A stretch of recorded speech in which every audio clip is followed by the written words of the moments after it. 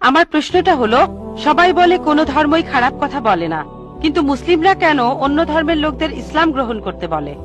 বললেন যে সব ধর্মে ভালো সব কথা থাকে, কিন্তু মুসলিমরা আমাকে ইসলাম গ্রহণ করতে বলে কেন? পয়েন্ট নাম্বার 1, অন্য যেসব ধর্ম আছে সেগুলো যা বলে তার বেশিরভাগ কথাই ভালো, তবে ইসলাম ভালো কথা বলার পাশাপাশি আপনাকে দেখাবে কিভাবে সেটা অর্জন করতে হয়।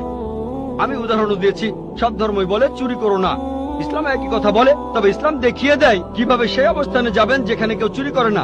যাকাত দেন, সাহায্য করেন, এরপর কেউ চুরি করলে তার হাত কেটে ফেলেন, তাহলে চুরি করা বন্ধ হয়ে যাবে, কোনো অপরাধ থাকবে না। 2 নম্বর পয়েন্ট, আমি বিভিন্ন ধর্মের একজন ছাত্র হিসেবে বলছি, যদি আপনি হিন্দু ধর্মগ্রন্থগুলো মেনে চলেন মনে হয় আপনি হিন্দু।